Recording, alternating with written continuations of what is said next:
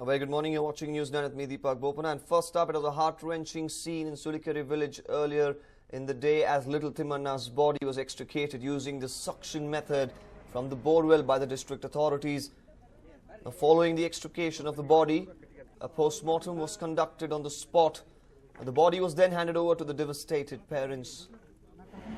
Timanna's body was laid to rest at around 2:30 this morning. So finally, the horror coming to an end.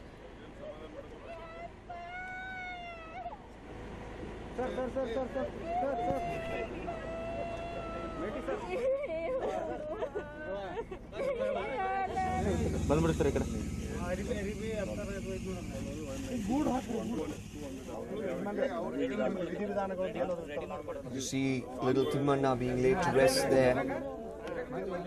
His funeral was held at about 2:30 this morning. So finally the horror, the borewell horror coming to an end in Bagalkot.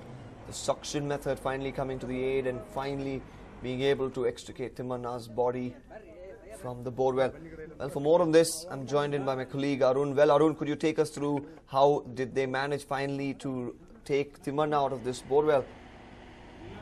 Deepak, we will have to move a little bit backwards in time. Remember, about 3 or 4 days ago, it was clear that the boy had died because there was foul smell emanating from the borewell.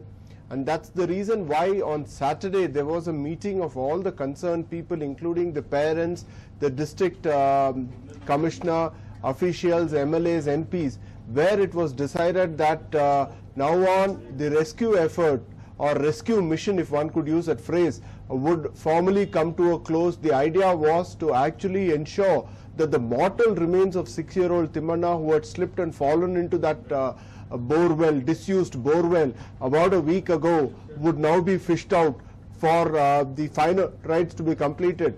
Now accordingly, the plan was that they will work round the clock to ensure that the body was removed.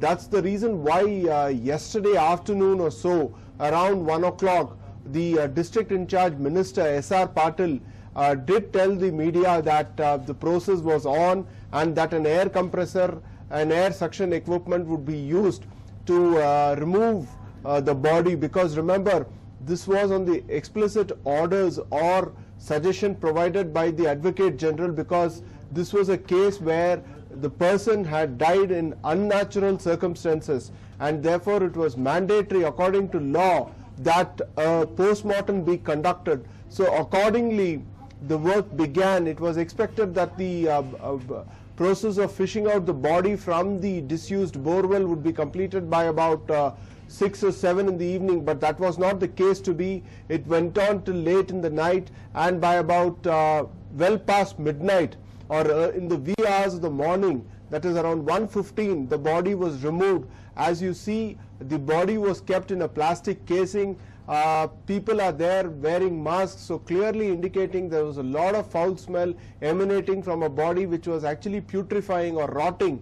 And the body was then immediately subjected to a post-mortem without any delay, and by about 2:30 or so, the body was formally cremated. And that is what even the district in charge minister S.R. Patil had to tell the waiting media. But that brings to a close the chapter as far as rescue operations of 6-year-old Timanna are concerned, Deepak. Well, Arun, now the question is, was this method not available earlier? Why was it not used to actually pull out Timanna from this borewell? That's a good question, Deepak, but you have to remember the fact that the operations had been start, stop situation because of the fact that there was actually debris falling, mud, perhaps loose soil, mud, stones, etc., which were falling, and that was a fear at that point of time. We will have to go back again in time. Remember, we are talking of last Monday, last Sunday types, because that was the point when the boy was still alive, and while the rescue operations were on, there was a fear that the loose soil and mud and other debris from inside the well, the bore well, could fall on the boy's head or body and could proved to be fatal, and that's the reason why they had to do it very, very slowly.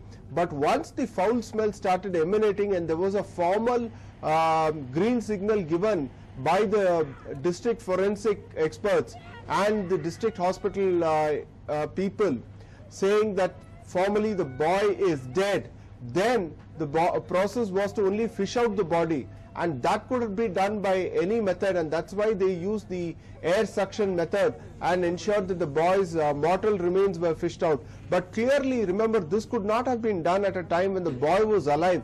When the boy was alive, there was this real fear that debris from inside the well could be falling on the boy's head or perhaps other parts of the body, and that could impair the rescue operations, Deepak. Well, Arun, now will we see any kind of relief being given to the parents? Of course, a lot of land has been lost. They've dug up a lot of sugarcane fields. Now, will the government here provide any kind of relief to the parents? Well, there are two types of relief or relief that have been given by the government. One is the monetary compensation that we are talking of. Remember, 5 lakhs has been released or ordered to be released by the state government. District in charge Minister S.R. Patil himself is expected to hand over a check for about 2 lakh rupees as his personal contribution to Hanumanta Hatti, the father of 6-year-old Timmanna. Besides that, the government has also promised that whatever mud which was excavated from the adjacent area, remember there was a plan to dig a parallel trench or a parallel pit to begin the rescue operations. That will be that mud which was excavated will be once again put back into the field, so the onus or responsibility of doing that will not fall on the head of Hanumanta Hatti. More importantly, the government has also promised that the loan that he had taken, remember Hanumanta Hatti had made expressive comments suggesting that he had incurred a lot of money. He was in debt to the tune of about 17 lakh rupees, having sunk 3 bore wells, none of which yielded any water. So that amount of money will also be waived off. And more importantly, the government has also said that there will be no criminal action being taken against Hanumanta Hatti, because in this particular case that we are talking of, 6-year-old Timmanna actually fell into a borewell which was in disuse, or a disused borewell, and the moot point is that Hanumanta Hatti, the father, is indirectly responsible for the death of his own son, because had he taken precautionary steps and ensured that the borewell, ill-fated borewell, was closed, then the boy may not have slipped and fallen into it. So any kind of criminal action which could have been contemplated will not be happening. That is what the government has promised. So clearly at this point of time, it looks like a case where the government is reaching out to Hanumanta Hatti, saying that look, we are with you at this time of crisis, at this time of bereavement and loss, and we will back you, because the government is trying to send out a message that at the end of it, it is a caring government, it is a pro-farmer government, and more importantly, it is willing to, at this point of time, let this be bygones be bygones. It does not want to rake up any issue at this point of time, but remember that this should be probably the last such incident that we should be reporting from the state, because the government is very clear as far as disused borewells are concerned. They should be closed, they should not be left open. Now, the most important point that we will have to bear in mind is how effectively is this guideline going to be implemented by the district authorities and the taluk authorities, Deepak. Well, a lot to learn from this tragedy, isn't it, Arun? Not just for the authorities, now for such people around the villages to cover up the borewells. Now, as you spoke about the enforcement, can we see this being put into practice? There is a onus, there is a responsibility on the part of the landowner to ensure that disused borewells are closed.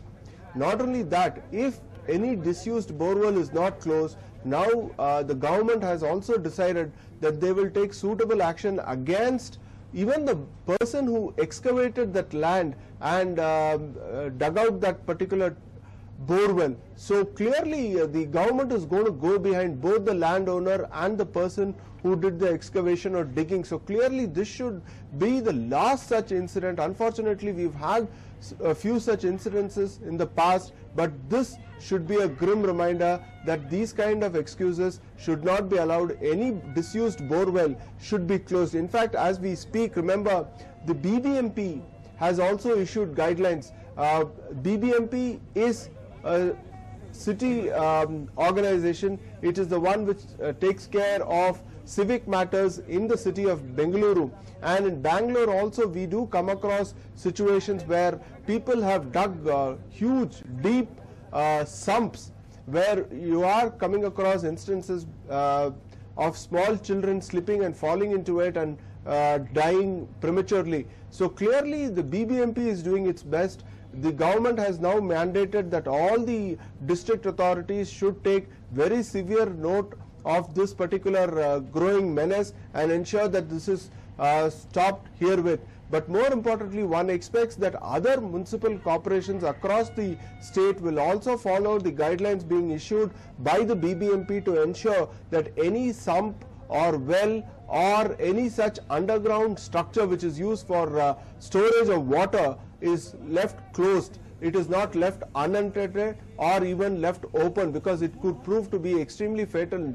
In this particular case, remember, virtually the family itself was responsible for the death indirectly of the child, Deepak. So clearly the message is very, very loud and clear that if you have any borewell, sump or well, please ensure it is left closed.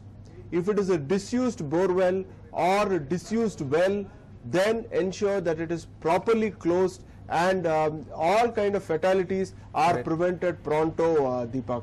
Right, Arun, thank you for all that information. Well, indeed a heart-wrenching scene in Sulikere, but a lot to learn for the authorities, for every person who undertakes the digging of borewells, to ensure that there is safety measures in place to ensure that such a tragedy does not occur once again.